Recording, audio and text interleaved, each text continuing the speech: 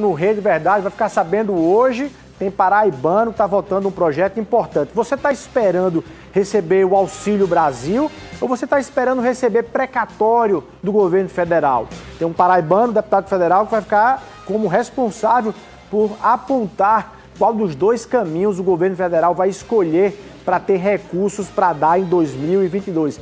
Fica ligado no Rede Verdade que eu ainda converso com o deputado federal Gervásio Maia, presidente do PSB paraibano, sobre os destinos do partido aqui. Ele que teve com esse presidente Luiz Inácio Lula da Silva. Tudo isso e muito mais a partir de agora no Rede Verdade.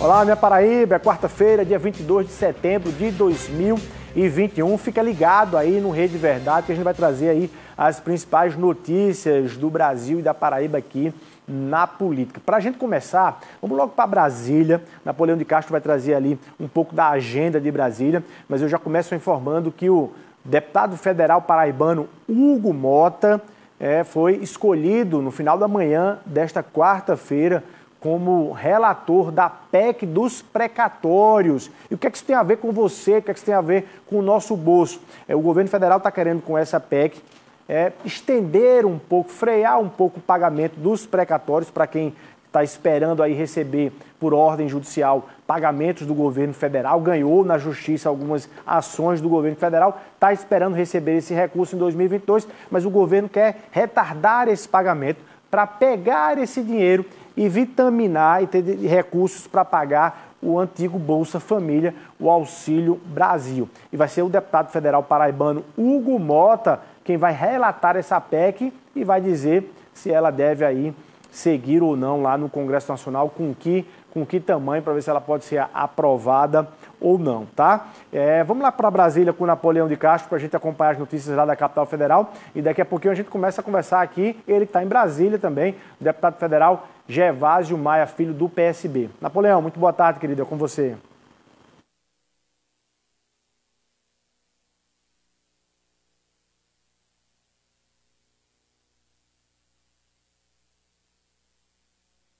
Probleminha aí com o nosso Napoleão, mas ele volta daqui a pouquinho, sem problemas. Vamos de Brasília para Campina Grande, então. O governador João Azevedo visitou Campina Grande na manhã de hoje. E a gente traz os detalhes com a equipe de reportagem da TV Arapuã lá em Campina. Nosso Diego. Olá, Luiz Torres, muito boa tarde para você e a todos que acompanham ao Rede Verdade. O governador João Azevedo chegou em Campina Grande por volta das 10 horas da manhã. Na agenda dele, a primeira visita foi aqui no Centro de Treinamento dos Professores, que fica no bairro das Malvinas, esse local que está passando por uma reforma. Assim que chegou aqui no local, o governador concedeu uma entrevista coletiva e fez um resumo da visita dele aqui na cidade. Mais uma vez aqui em Campina, acompanhando as obras, as ações do governo do estado, acompanhando aquilo que a gente tem feito em benefício, logicamente, da cidade e de toda a região. Então hoje montamos uma agenda em que tem algumas obras que nós vamos visitar a partir daqui do Centro de Formação, uma grande reforma que está sendo feita, ginásios de escola que estão sendo construídos. Vamos também visitar a via que está ligando a BR-230 até a 104, a Lagoa Seca, que a obra está andando bem. Vamos visitar o escritório de representação também, cuja reforma está andando bem. Ou seja, é nada mais do que uma rotina que eu tenho de visitar a Paraíba nos seus diversos lugares, acompanhando as obras. E Campina Grande, como tem um conjunto de obras importantes, isso se faz necessário sempre que é possível. João Azevedo também falou sobre o processo de vacinação aqui no estado da Paraíba. O Plano Nacional de Imunização, inicialmente ele previa a vacinação de todas as pessoas acima de 18 anos. Com essa entrega que nós fizemos essa semana, qualquer pessoa que tenha mais de 18 anos e que não se vacinou, não foi por falta de vacina, foi uma decisão pessoal de não ter ido se vacinar. Porque nós distribuímos para todos os municípios vacinas em número suficiente para cobrir toda a população acima de 18 anos no estado da Paraíba. Além disso, ele adiantou a programação que está sendo prevista para a comemoração dos 157 anos de emancipação política de Campina Grande, que será no próximo dia 11 de outubro. Estou correndo muito para que a gente possa definitivamente tentar assinar o contrato de construção do Centro de Convenções, que é a maior obra que essa cidade recebeu nos últimos anos, receberá nos últimos anos.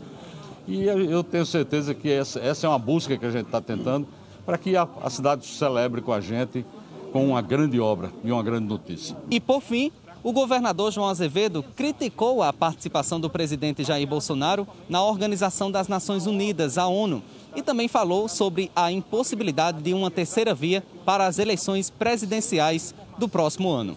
A posição que o presidente da República tem adotado, ele tem demonstrado claramente que está havendo isolamento por parte de posições mais radicais, por parte da compreensão que ele faz da leitura. O próprio discurso da ONU essa semana vai nessa direção, em que nega tudo que os outros países, nega o que a ciência está pregando e tenta apresentar o fato de não ter se vacinado como se isso fosse uma vitória, ou se fosse um troféu. Na verdade, é o contrário. É o contrário.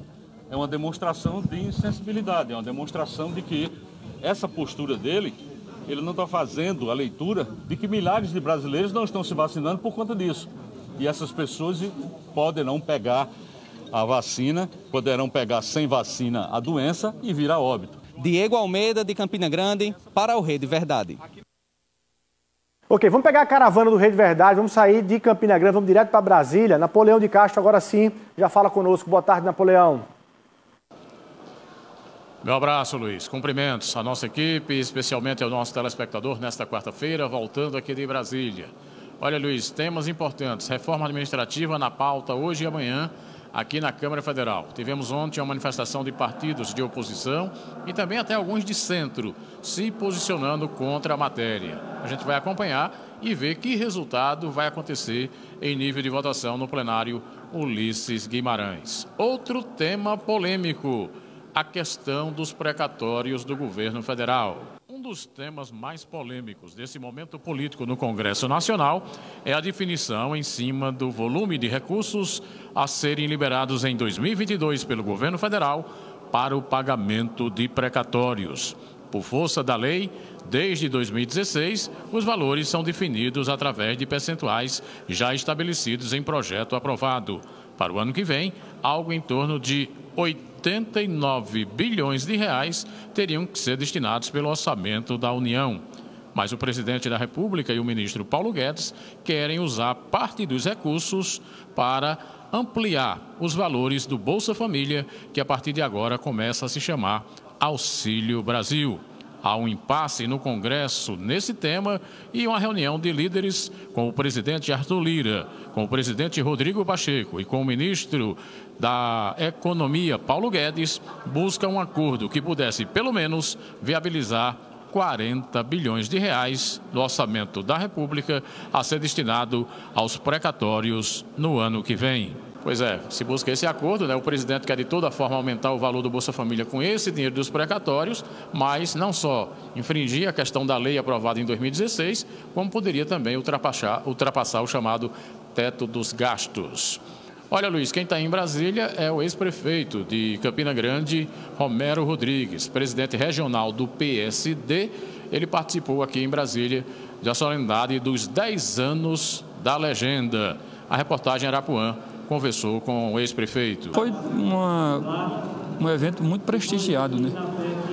Não apenas, naturalmente, pela presença de Kassab, mas pela presidência do Arthur Lira, presidente da Câmara, e também de Rodrigo Pacheco, presidente do Senado, além da bancada de deputados e de senadores, né? Mostrou a força do partido, que o partido cresceu em 10 anos. É impressionante, de fato, observando o histórico de crescimento e fortalecimento do partido, principalmente, sabe, com bons quadros. Pessoas que debatem e que fazem a boa política, e eu tenho a alegria de fazer parte desse grupo de pessoas que ajudam a... Ok, valeu, Napoleão. Tá sempre atento lá em Brasília. Quem está em Brasília também, a gente fala com ele a partir de agora, o deputado federal Gervásio Maia, do PSB. Deputado, muito boa tarde, seja muito bem-vindo mais uma vez na Rede Verdade. Como eu falei no início do programa, essa matéria da PEC dos precatórios está sob a relatoria de um deputado paraibano, deputado Hugo Mota.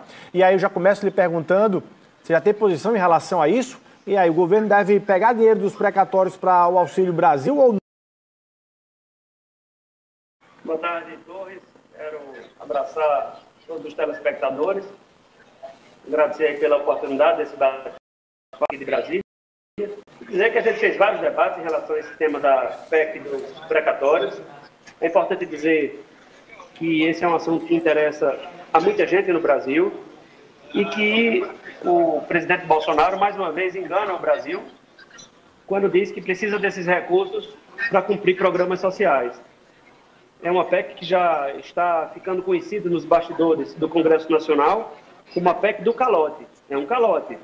As coisas não podem ser tratadas dessa forma. Nossa bancada tem se dedicado muito a esse tema da PEC dos precatórios.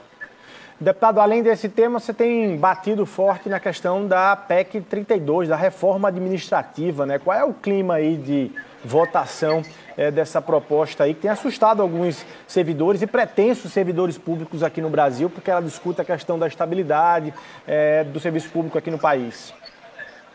Na verdade, a PEC ela é muito destrutiva, porque o texto é muito ruim. Quer dizer, eu nem sei se o texto...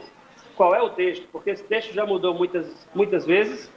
O deputado Arthur Maia, que é da Bahia, ficou de nos encaminhar o novo texto agora meio-dia, não nos encaminhou, e a gente está esperando para ver o novo relatório. Mas o conjunto é muito ruim. A gente se mobilizou muito, a gente fez vários debates com a participação das entidades, lá na CCJ e também agora na Comissão Especial.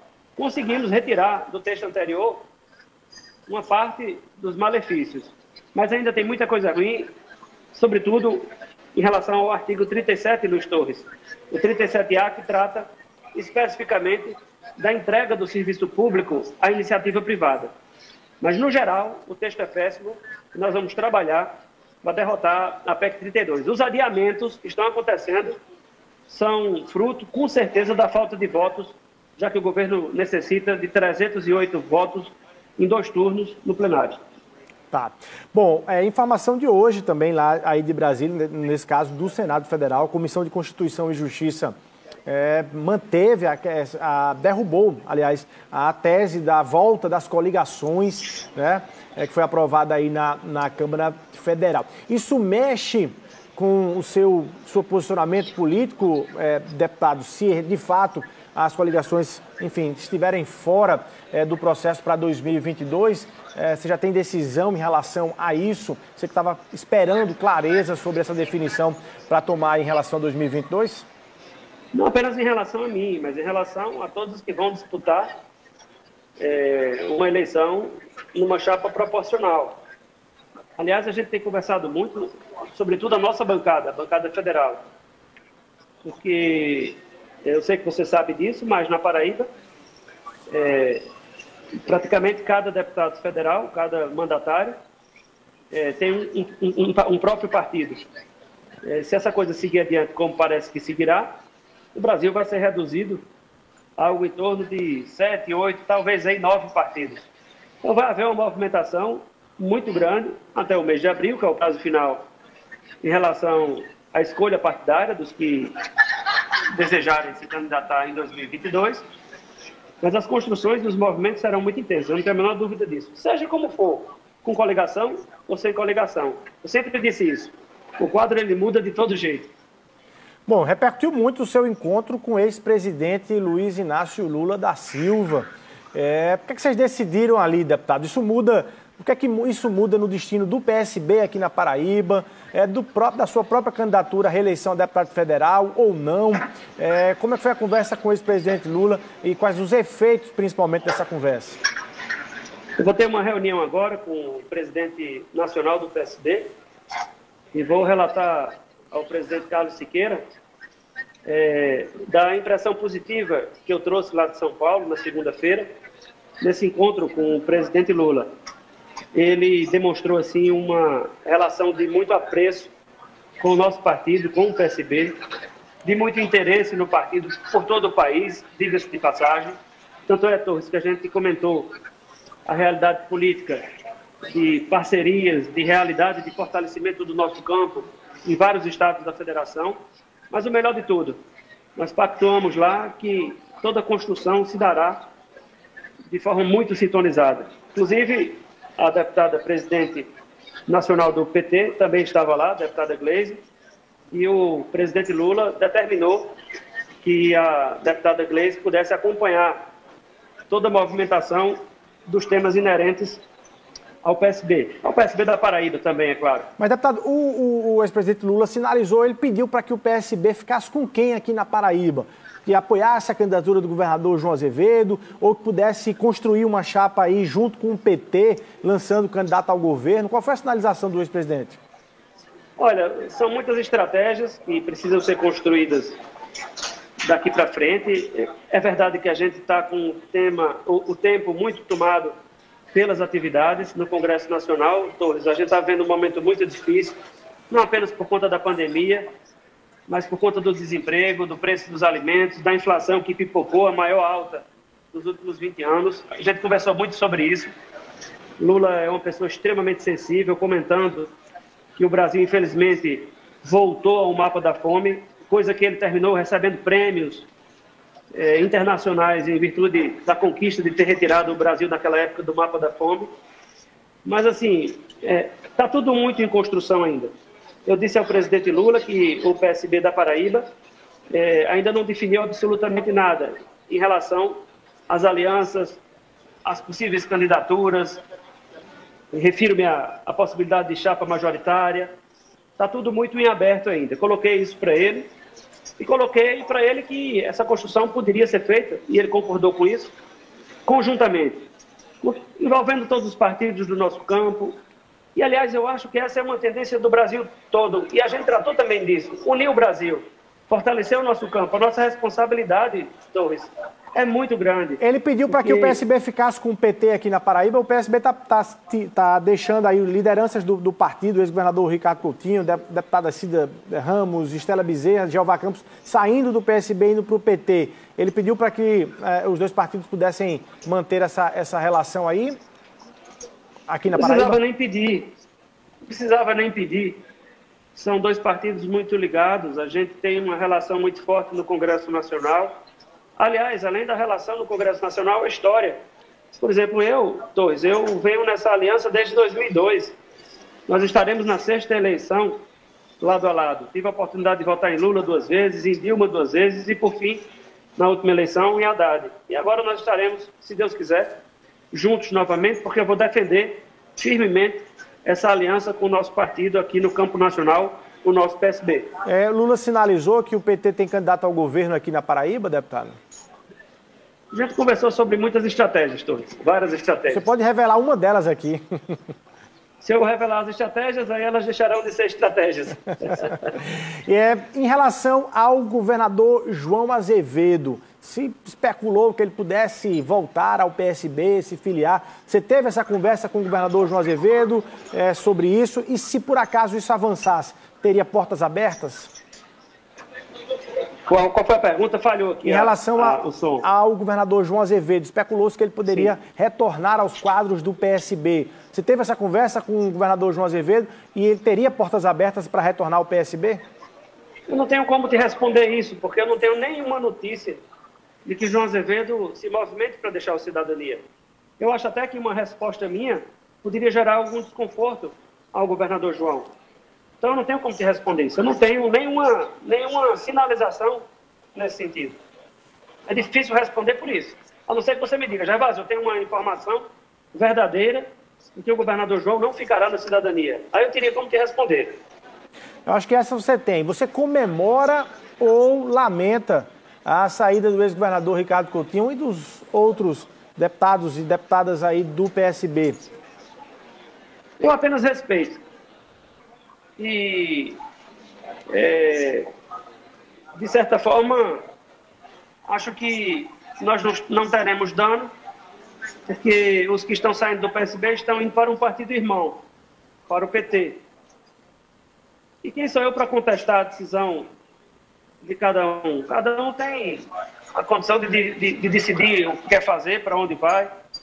Não tenho como colocar isso. Guardo muito apreço, você sabe disso, Torres, porque a gente sempre conversou muito sobre essas coisas. Você não vai me ver falando mal de nenhum deles, muito pelo contrário. Guardo respeito, guardo consideração. Se eu puder ajudar em alguma coisa, estarei ajudando. Só não estarei atrapalhando ou criando qualquer tipo de desconforto para qualquer um deles. Eu acho que a gente está vivendo um momento tão difícil no Brasil que até o próprio acerramento com os adversários é inoportuno. A gente tem que se juntar para tentar trazer solução para os problemas que o Brasil está vivendo.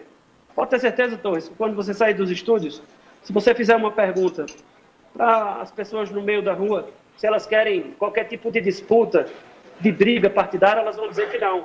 Elas querem solução para o problema da fome, para o problema do desemprego, para o preço da gasolina, o preço do feijão. Esses são os problemas que o Brasil está vivendo. E são problemas gravíssimos. Dá dó. Eu agora mesmo, quando vinha aqui almoçar, saí lá da Câmara, já estou voltando logo mais, dá dó você ver as pessoas nos sinais, com cartazes pedindo dinheiro para comprar comida, Torres. E é isso que está acontecendo. Tem muita gente sem trabalhar, desde março do ano passado, com auxílio emergencial de R$150, quase o preço do botijão de gás de cozinha. Então, eu quero só dizer que ninguém vai encontrar em mim espaço para estar estabelecendo qualquer espaço para briga, para discórdia, principalmente no meu campo. E, aliás, isso não me interessa e não faz parte da minha forma de trabalhar. Você vai estender, então, essas decisões sobre as eleições de 2022 até o próximo ano mesmo, até o prazo final? A gente começa a conversar. A conversa com o presidente Lula na segunda teve muito das eleições de 2022. Teve de tudo um pouco, mas teve muito do que a gente precisa trabalhar e da nossa responsabilidade para 2022. Englobando o cenário do Brasil inteiro. Porque a nossa bancada, nós somos 32 deputados federais. A nossa representatividade ela tem uma capilaridade gigante. Então a gente conversou um pouco sobre cada estado em que o PSB tem representatividade. Foi assim, uma conversa extremamente proveitosa. E eu saí de lá com energias muito boas e na certeza de que se abre no horizonte, sabe, Torres, uma janela muito forte da volta das nossas esperanças. Está todo mundo muito fragilizado emocionalmente. Essa pandemia terminou mexendo com todos nós. Bolsonaro foi muito irresponsável. Deixou de comprar as 100 milhões de doses da vacina Pfizer. Atrasou a vacinação. Perdemos muitos amigos, perdemos familiares. Assistimos aí o sepultamento de famílias inteiras. Então, esse tempo, esse momento exige da gente muito discernimento, muita sensibilidade. Bom, para a gente fechar, com base aí nessa postura mais recente do presidente Jair Bolsonaro, que resolveu ali frear um tanto quanto esse conflito que estava bem intenso e tenso contra os poderes, especialmente o STF.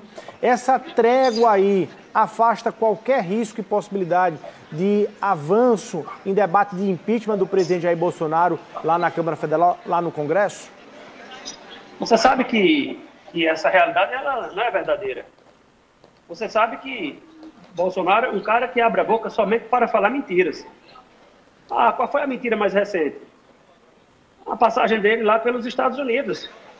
O discurso que ele fez, a fala que ele fez nos Estados Unidos, não se refere ao nosso país. Não é o Brasil que a gente está vivendo aqui todos os dias. Bolsonaro é uma farsa. Bolsonaro é um ator da política.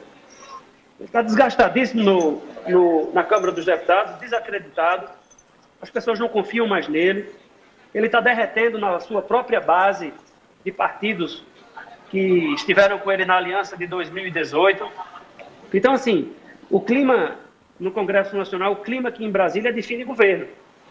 Eu defendo que o presidente Arthur Lira acelere o super pedido de impeachment. Isso tem que acontecer urgentemente.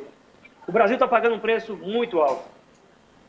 Tá aí, deputado Gervásio Maia, filho do PSB, queria agradecer, ele está direto de Brasília, queria agradecer sua participação aqui no Rede Verdade, falando para toda a Paraíba aqui pela TV Arapuã. Um abraço, deputado, muito obrigado.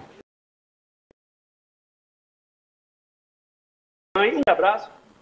para os telespectadores. Se cuidem, a pandemia ainda não terminou, mas vamos juntos. Um grande abraço, até a próxima oportunidade, se Deus quiser, e assim nos permitir todos. Valeu. Ok, muito obrigado. Vamos lá. E a gente vai ficando por aqui. Muito obrigado pelo carinho da sua audiência. Um abraço a todos. Até amanhã, se Deus quiser.